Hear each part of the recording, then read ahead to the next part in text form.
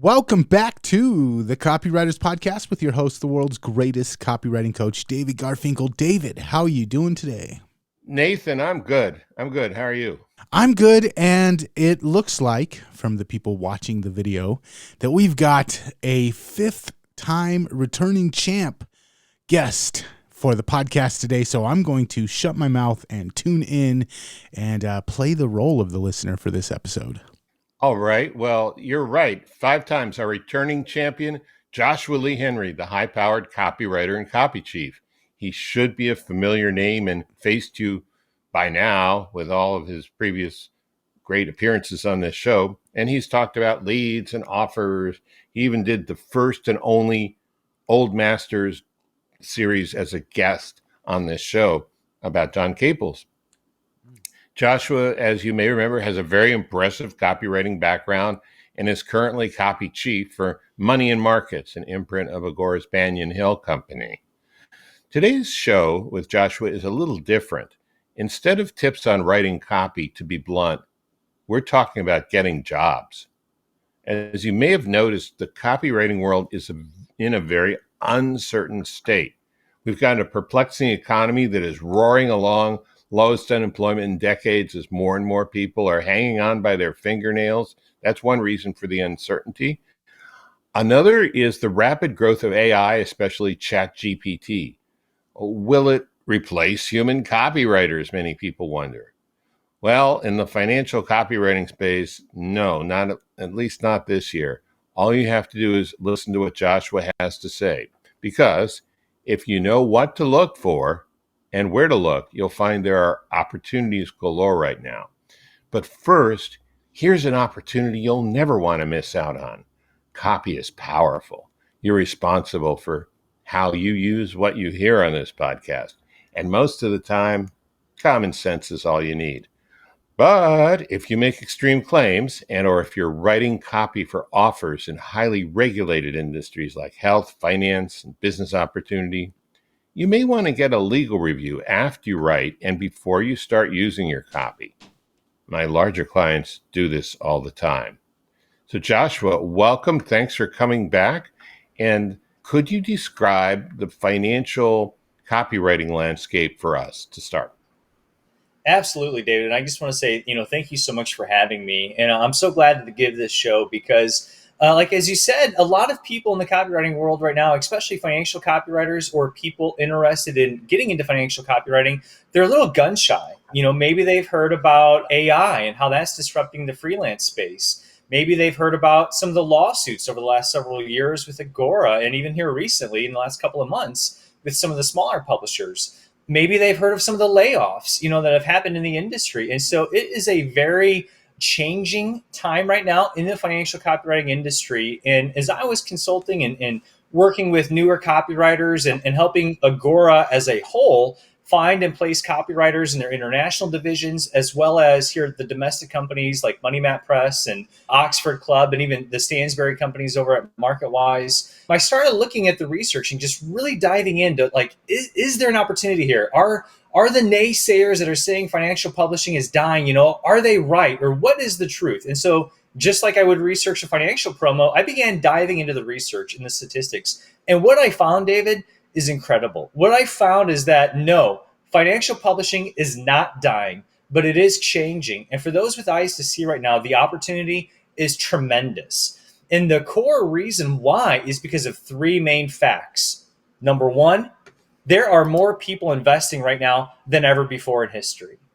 Now, it sounds crazy. If you read the mainstream financial news, if you turn on CNBC, if you flip open the Wall Street Journal, you would think that the sky was falling, that the markets are in the dumps. But I got news for you. Big tech is up incredible this year. Amazon and Apple stocks are up 40%. Nvidia, and I know not everybody that listens to this, follows the stock market so closely, but big tech stocks right now are up big time. And there are more people investing right now than there were pre-2008, before the Great Recession. And so we have hit the same peak that we've been at for 25 years with people investing, more than ever. So even though there's a lot of gloom and doom in the news, people are still investing. People are still making money, and stocks are still going up. And financial is one of those 3 eternal niches that'll never go away.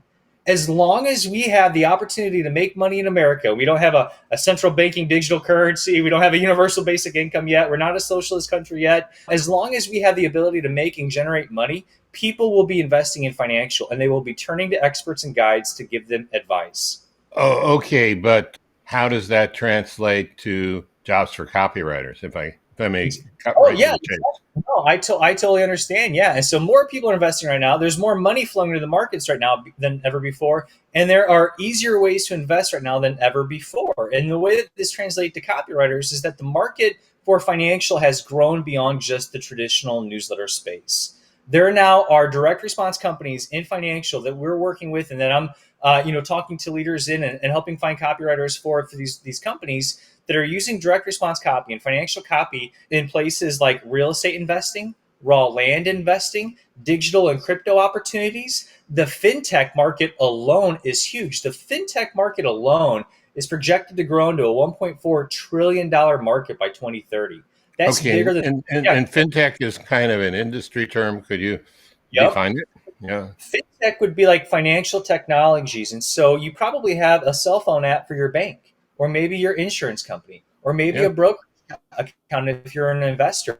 PayPal, Stripe, Square, those little square devices that you see at the farmer's market when they swipe your card, those are all examples of fintech. But there are other examples as well. There are plenty of websites, NerdWallet, Credit Karma, these big websites that incorporate digital big data for stock screening services, for financial budgeting services, especially right now, in 2023, Smart Blogger, LinkedIn, and Upwork all recommended fintech and personal finance copywriting as the number one highest paying niche for freelance writers in 2023. Oh, okay. That sounds good in terms of the expert big picture thing, but are there actual companies hiring right now?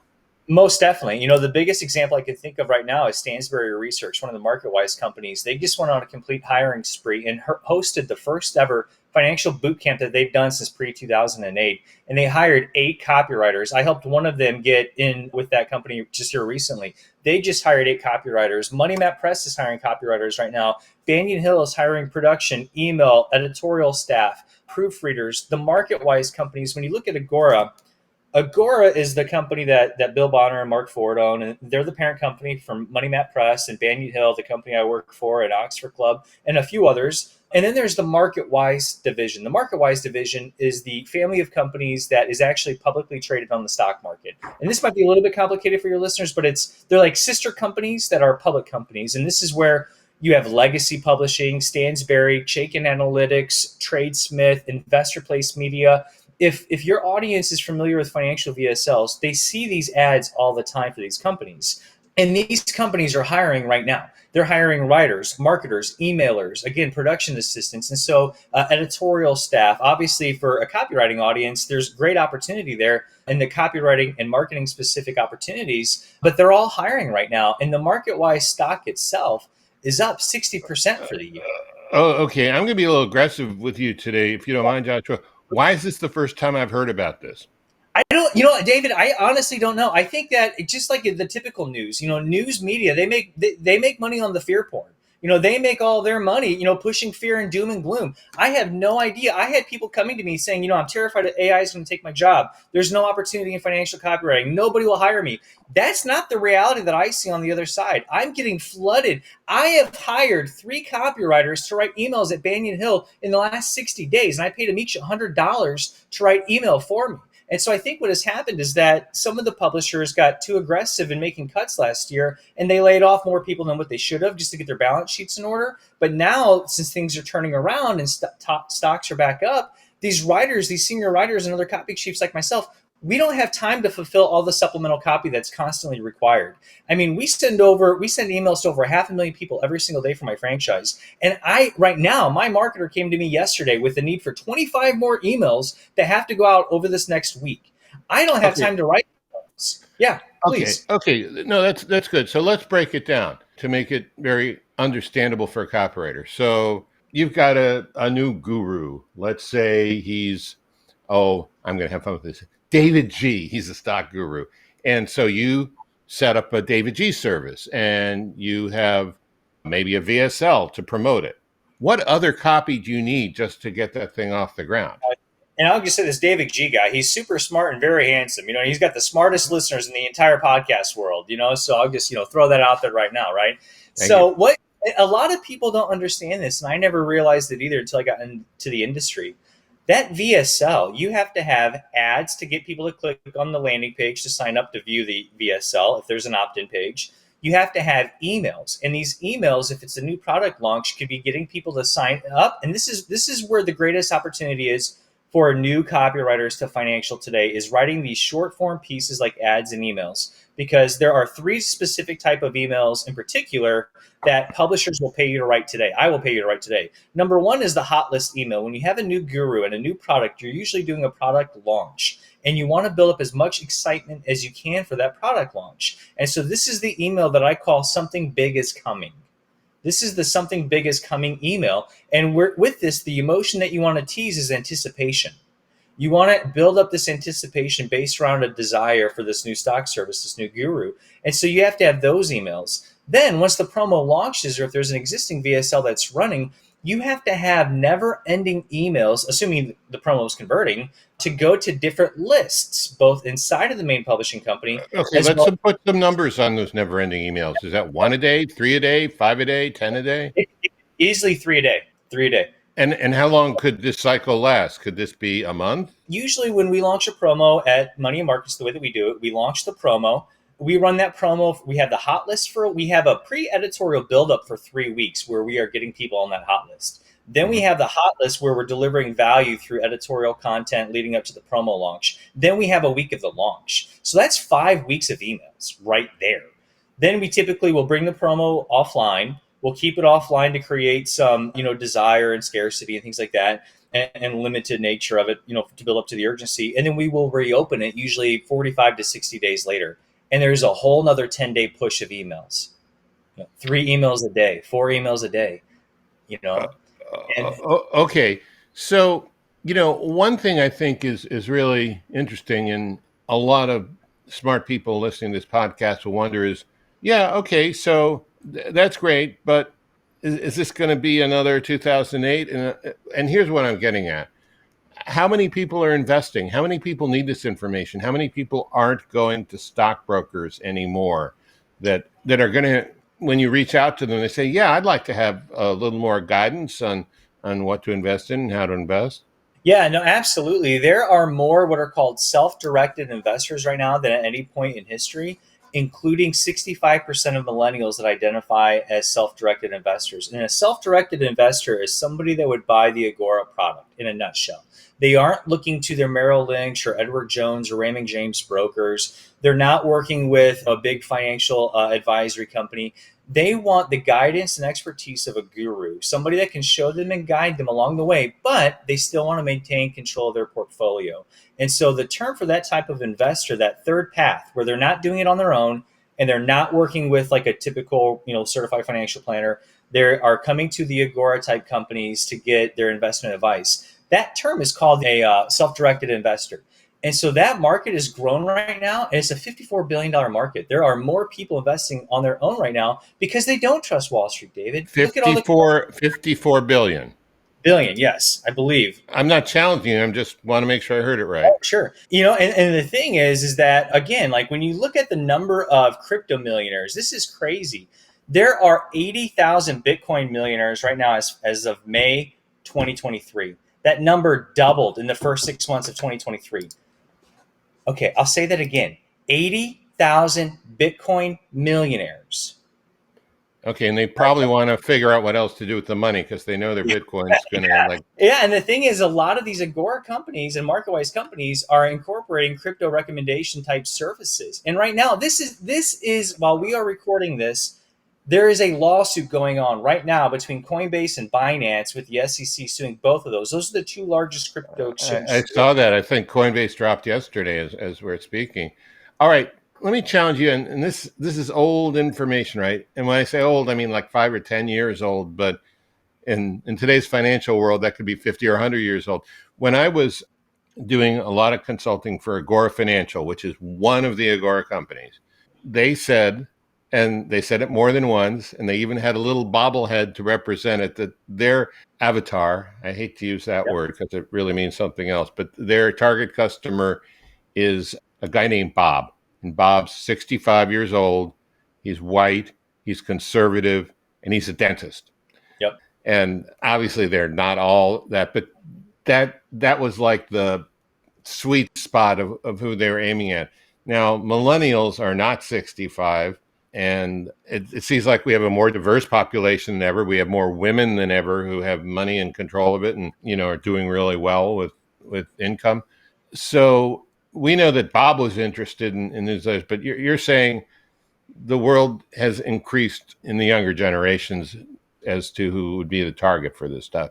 I just wanted to bring that up, not to wave a flag for Bob, but just to find out, have things changed? It absolutely has. And that Bob avatar that you described, that middle age in the 60s, typically a conservative, white male for the most part, that has been the standard financial publishing avatar for decades, 40 years. Bill Bonner started Agora in the 1970s, right? So that has been the primary avatar. But you're exactly right. Think about this.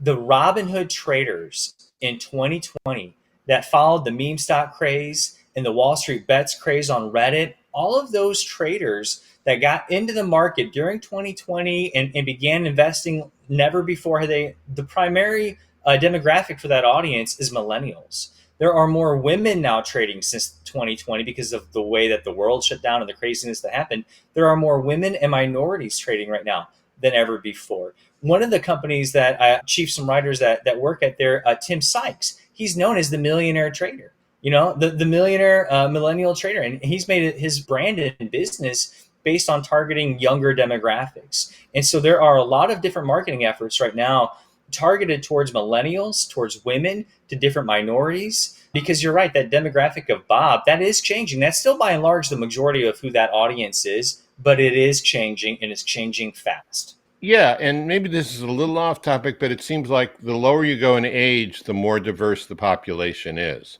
to the point where at some point, white people may be the minority in this country. It's absolutely right. And it's crazy because, and this might be a little bit too into the social sciences, I was trained as a social scientist, but for generations, the baby boomers have been the biggest generation in the world. Depending on who you read, it's between 68 million and 72 million. Yeah, David, this is your generation.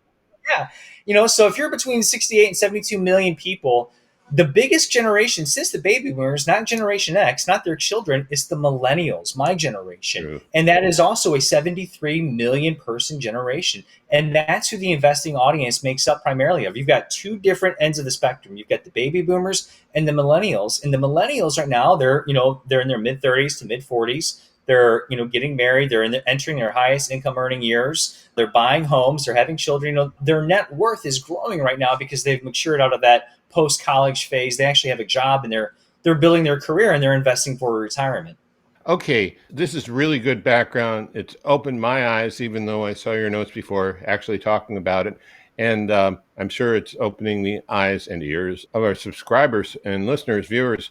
But let's do a lightning round training on if a copywriter, they have some experience, any experience, what do they do to approach a financial publisher? Absolutely. And I can't help everybody, but I can help somebody. And so I get flooded with messages on LinkedIn and through email every week asking if we're hiring. Are we hiring? Are we hiring? And, in the instances that we are, I've been able to make those introductions. When I've been able to refer people to other publishers, I have. The thing that I would say is if you're an aspiring financial copywriter, don't message a publisher or a copy chief and ask if they're hiring. Instead, provide value up front, add value first, and show them why they need to hire you. Say that again. As a copy chief and somebody that gets cold emails every day on LinkedIn and through email, don't send me a message asking if I'm hiring. Send me a message that shows me I need to hire you. Okay. Show, don't tell. Send me a message that shows I need to hire you. And I'll give you an example of that, David. I have people, it's very easy once you start seeing these front ends, you see these ads, you see the advertorials, you know it's running, maybe you see something on YouTube. I have people, and these are the people that I hire and that I go out of my way to get people jobs. they send me an email and they say, hey, Joshua, you don't know me, but I see you're a copy chief at Banyan Hill. And I saw this promo for Adam Odell, my guru, who I write for, the front end called Infinite Energy. And I know that you guys run a lot of ads and emails. You're probably busy working on your new promo. Here are 5 ads I wrote for Infinite Energy. Tell me what you think. If you like them, let me know. And I always save those and I send them to my marketing team and I say, hey, we're going to have an opening one of these days on a network to run an ad. If we need something and I'm busy working on my new promo, here are a couple ads I got. Let me know if you run these and we will pay that copywriter. And that has happened. Or people write me and they say, here's an email. I got an email for such and such promo, or I saw this promo. I wrote some lift notes. In the financial copywriting world, emails are called lift notes. I wrote some lift notes. Let me know what you think. And I take those. I do the exact same thing. I email them to our marketing team. I say, hey, if we have an opening, because we always have openings. Remember I said we send emails every day, 4 or 5 different emails to these lists every day. There's going to be an opening. Somebody's going to need copy one day when I'm too busy to write it. And I say, run these emails. I'll make some edits to them. I'll get the footnotes. I'll get them through legal. Let me know when we run them and I'll pay those copywriters. I'll pay them $100 for that email. Now, $100, you might think, hey, that's not going to change anybody's life necessarily. But guess what? Now you have a portfolio example that you can include to show other publishers, hey, I wrote this email for Joshua Lee Henry and Banyan Hill, and they paid me $100 for it. You can take that to another publisher and say, let me write some emails for you. And that opens up the door. Or I'm able to send that person, that copywriter, to a contact that I have in the financial publishing space and say, hey, this person's got some talent. They took initiative. They're hungry. They're eager to learn. And they took my feedback well. If you have an opening, you should talk to this person. Okay, I want to step back big picture for a second on what you said. First of all, thank you. That's incredibly valuable information. There's a principle at work, I believe. And the principle is, if you want to be a successful copywriter, and it goes beyond financial, but we're talking about financial today, don't have an employee attitude, have an entrepreneurial attitude. Show value first, take a risk, put a little on the line, be willing to see what happens. And I really love that advice. Now, if people would like more of the kind of guidance like 10 or times 100, and also the opportunity to be introduced to these financial publishers with a recommendation from someone like you, could you talk about the world of financial copywriting, because you have a special offer? Absolutely. And before I get into that, I just want to say very practically, don't send, if you're a writer sending, me or another copy chief copy, don't send me a headline and a lead.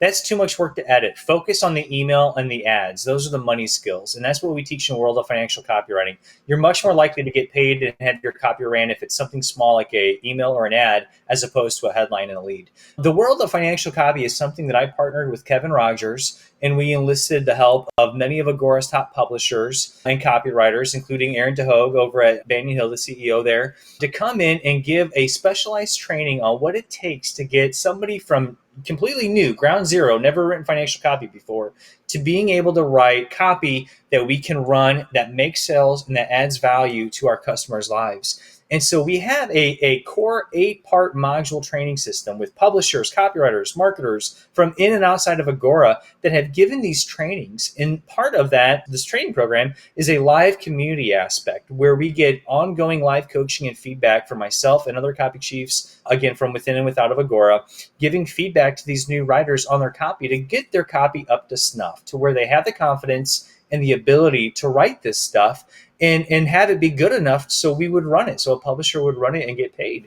In addition to the course and the community, we have ongoing calls. And obviously, David, I'm so honored to have you as a guest to help share some of your experience from Agora Financial, but other big names that we have on the docket soon. Mark Ford is going to come in and do a special guest training. This is the co-founder of Agora. How much better can you get than that? Between you and Mark Ford, that's all we need, buddy. Thank you. Now, this promotion has already passed, so the door is officially closed, but you and Kevin are kind enough to open the card up again for a few days after this podcast airs, maybe 5 days or so forth. And we've got a link there. And there's a discount too, is there not? There is the discount, yeah, and that's all on the page that we'll include in the link. And the thing with that, again, we wanted to do something special for your audience, and you said it best. It's training but it's also the opportunity to get hired. It's the fastest way to get your foot in the door in financial copywriting. And we've had members that have never considered financial before, but they ended up hearing somebody talk on one of our coaching sessions, and they thought, hey, maybe I could do that. And then they've gone and gotten jobs. There's one person in our club. Her name's Tanya. She was a former art and literature teacher in Singapore, and yet now she's writing for Stansberry and Company. You know what I mean? I've got another friend, Dave, who was a foreign language interpreter for the Brazilian government, and now he's writing copy with Evaldo Albuquerque, at Next Phase Media. So yeah. The copywriting career path is often windy, and my advice would be, if you've got an interest, check it out, go through the page and take advantage of that, discount opportunity. And I think you might be pleasantly surprised at what's available for you. Yeah, I think it's a great thing you're doing. I'm glad to be a guest in a few months, I guess. And wow, thank you for extending the offer for Copywriters Podcast listeners and viewers. Absolutely. Glad to, David. Okay, Joshua, I'm just going to say, number one, you started off the show talking about central bank digital currencies, universal basic incomes, and how the news is basically fear porn. And then you turned it around into a message of empowerment and positive outlook. And that takes some skill. And I feel like you're a brother from another mother having listening to this podcast episode. So thank you so much for coming on. And I would just like to add the 2 cents. It's been my experience that financial and supplements are 2 of the best places to write for. And man, you just nailed it with this episode. So thank you so much for coming on. And we will make sure that we have the Copy Chief link in the show notes for people that want to check that out. I was just going through the sales page, miniature sales page for it, and I am about to pull out my wallet. So good work on that. And thank you again for coming on, man. Hey, I appreciate it. Thank you very much, guys. Yeah, thanks. Thanks for number 5, Joshua. This was great. Maybe the best. All right. And if you enjoyed this episode and you want to catch more episodes where Joshua has been a guest on the Copywriters Podcast, copywriterspodcast.com is the best place to go. And until next time, we will catch you later. Catch you later.